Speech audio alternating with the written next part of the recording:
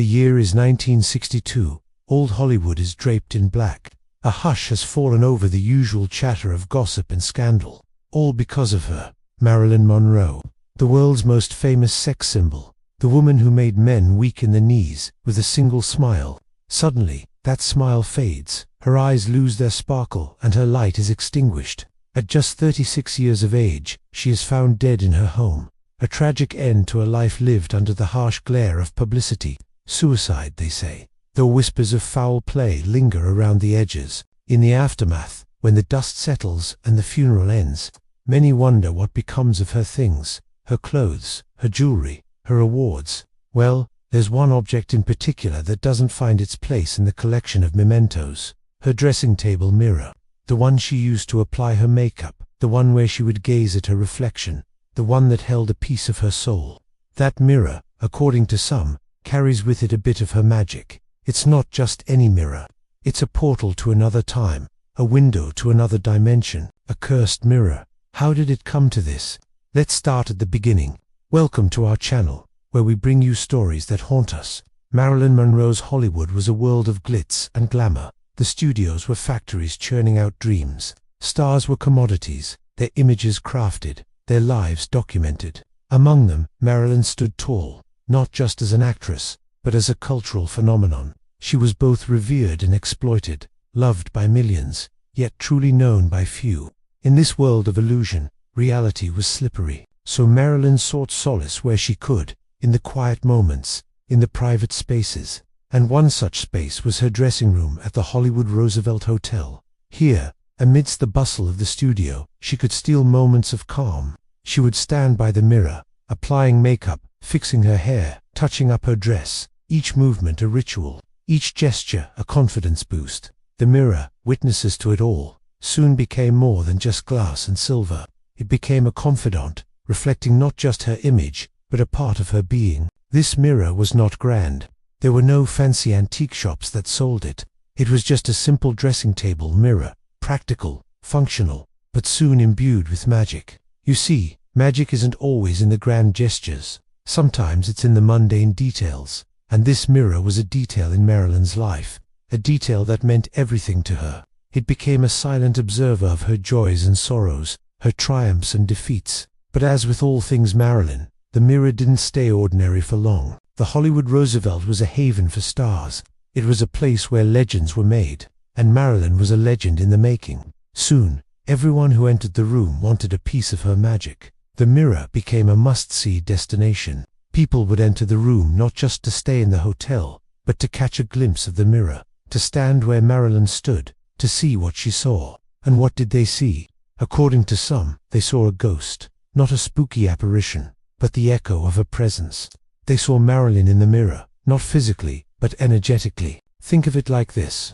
If you spend enough time in a room, it takes on your essence. The walls absorb your laughter, the furniture memorizes your touch, and then when you leave, traces of you remain. That's what happened with the mirror. It absorbed Marilyn's essence. It became saturated with her being.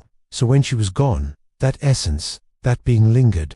Now, this is not the realm of ghosts. This is the realm of energy, of vibrations that linger. Some believe that Marilyn's spirit wasn't bound to the mirror, but her energy, her essence, yes, that is what haunted the mirror. Not a ghost, but the lingering presence of a life force. One day, a guest checked into the very same room where Marilyn once stayed.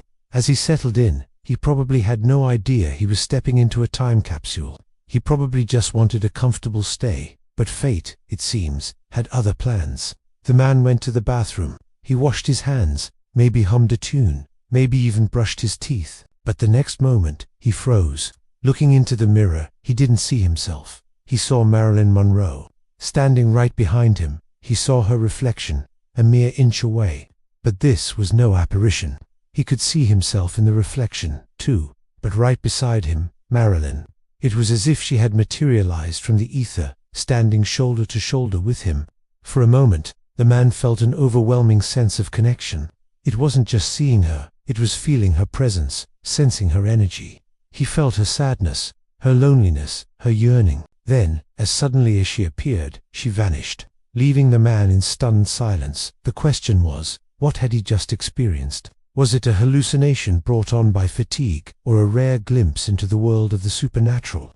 Well, this was just the start. Over the years, many guests reported seeing Marilyn in the mirror. Some said they saw her face superimposed onto their own. Others said they felt a chill and heard her voice right behind them.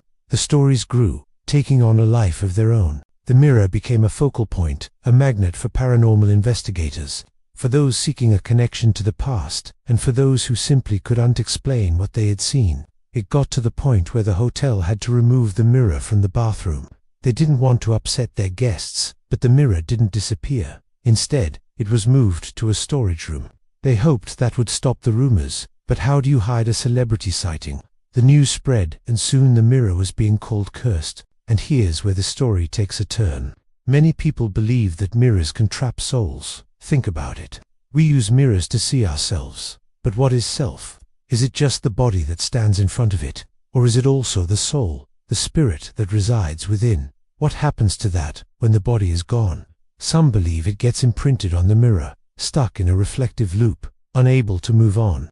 Now, the story doesn't explicitly say that Marilyn's soul is trapped in the mirror, but it strongly implies it. After all, the mirror is referred to as cursed, which usually means there's some sort of supernatural interference. The energy that lingers near the mirror is said to be cold, dampening the temperature around it. And when the mirror was removed from the room, the sightings stopped, indicating that the entity was somehow bound to it.